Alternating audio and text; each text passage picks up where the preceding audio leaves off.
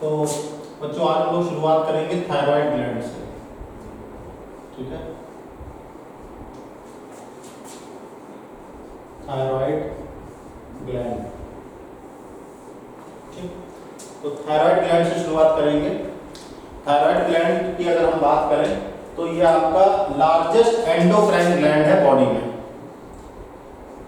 Largest endocrine gland in the body की हम बात करें तो ये लार्जेस्ट एंडोक्राइन ग्लैंड है बॉडी का, ठीक। जो कि आपका वेंट्रोलेटरल साइड पे होता है। Ventrolateral side of the joint of trachea, of the joint of trachea and larynx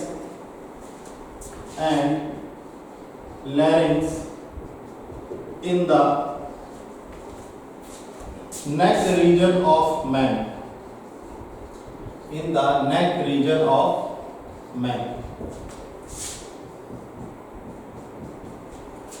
ठीक। तो इसकी अगर हम बात करें तो ये थायराइड ग्लैंड जो है आपका बाइलोब है, इसमें दो लोब्स हैं, इट इज बाइलोब। और ये आपका एच शेप्ड है, बाइलोब है और एच शेप्ड है, ठीक।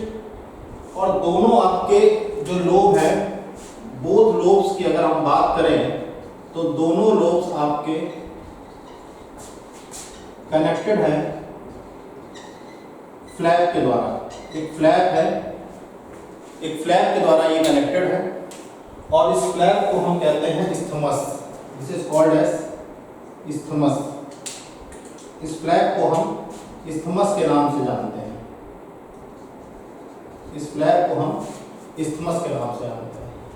तो दोनों लोब्स की अगर हम बात करें तो ये कनेक्टेड है फ्लैप के द्वारा और इसको हम इस्थमस के नाम से जानते हैं, ठीक। तो कुछ इस प्रकार से स्ट्रक्चर होता है थायराइड ग्लैंड का।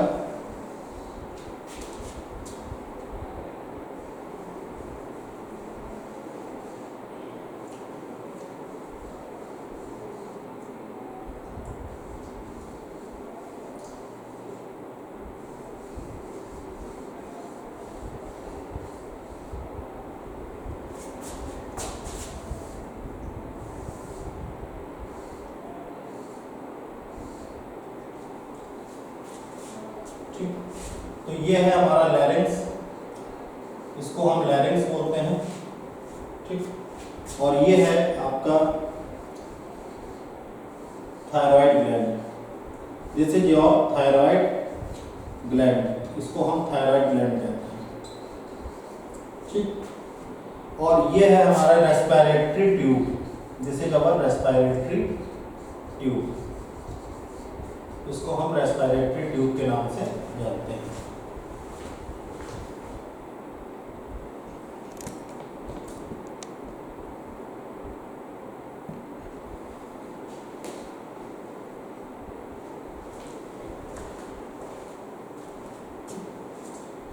तो अब ये जो आप देख रहे हैं थायराइड ग्लैंड, यहाँ पे बहुत सारे फॉलिकल्स होते हैं, made up of many follicles.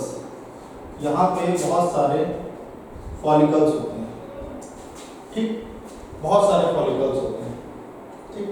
और ये जो फॉलिकल्स होते हैं ये आपके बने होते हैं ग्लैंड्यूलर सेल से, जो हमारे ग्लैंड का निर्माण करते हैं, made up of glandular cells, ठीक। तो ये सारे फॉलिकल्स आपके किससे बने होते हैं? ग्लैंड्यूलर सेल से बने होते हैं, ठीक।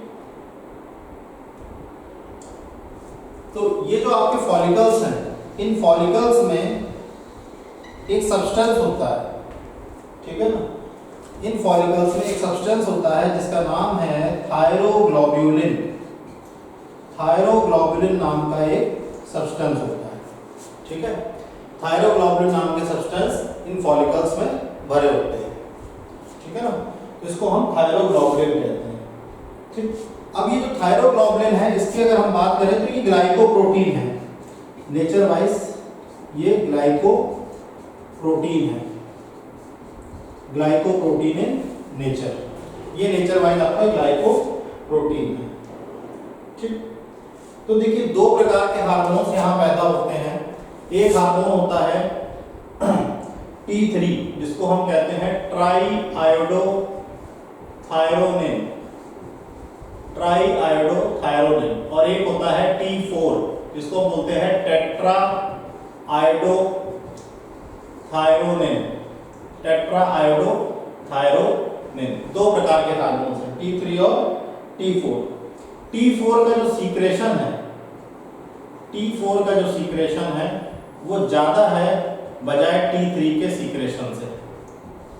T4 का सीक्रेशन T3 के सीक्रेशन से हमेशा ज्यादा है। अगर हम बात करें इफेक्टिवनेस की, तो T3 आपका जो है, T3 हार्मोन 4 टाइम्स इफेक्टिव है, 4 टाइम्स इफेक्टिव है देन T4।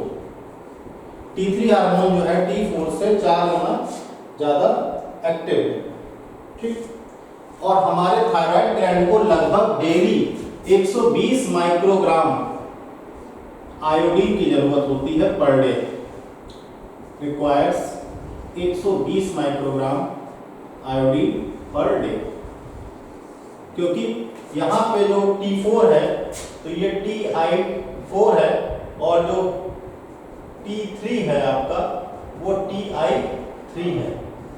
ठीक, तो थायरॉक्सिन या जो हम पढ़ रहे हैं टेट्राआयोडोथायरोनिन, चाहे इसको थायरॉक्सिन बोले या टेट्राआयोडोथायरोनिन बोले। ठीक, तो ये जो आपका है टेट्राआयोडोथायरोनिन या थायरॉक्सिन, जो भी आप इसको नाम बताइए, तो ये एक्चुअली में डेरिवेटिव है टायरोसिन नाम के अमीनो एसिड का, derivative of tyrosine amino acid. Tyrosine नाम के अमीनो एसिड का ये डेरिवेटिव है। ठीक, तो this was the introduction of thyroid gland. ये थायराइड ग्लैंड का एक इंट्रोडक्शन था जिसमें हमने पढ़ा कि लार्जेस्ट एंडोक्राइन ग्लैंड है बॉडी में, जो कि ventrolateral side of the joint of trachea and larynx में सिचुएटेड होता है, जो कि नेक रीजन ऑफ मैन कहलाता है, नेक रीजन में होता है। ये बाइलोब्ड है, इसकी अगर हम बात करें बाइलोब्ड है, ये एच शेप है, और इस कई सारे फॉलिकल से मिलकर बना होता है जो कि ग्लैंडुलर सेल्स होते हैं। थायरोग्लोबुलिन जो है ये इन फॉलिकल्स में भरा हुआ एक पदार्थ है, एक सब्सटेंस है जो कि ग्लाइकोप्रोटीन नेचर का होता है। कुछ इस प्रकार का डायग्राम होता है। यहाँ पे दो बातें आती हैं, दो तरह के हार्मोन सीक्रेट होते हैं, एक का नाम है T3 और एक का नाम है T4। T3 और T4, तो ट्राईआयोडोथायरोनिन और टेट्राआयोडोथायरोनिन, T3 और T4। ठीक, तो T4 जो है वो आपका Ti4 कहलाता है, T3 जो है वो आपका Ti3 कहलाता है। ठीक है ना, तो T4 का जो सीक्रेशन है वो ज्यादा होता है T3 के सीक्रेशन से, और T3 जो है वो 4 गुना ज्यादा इफेक्टिव होता है T4 से।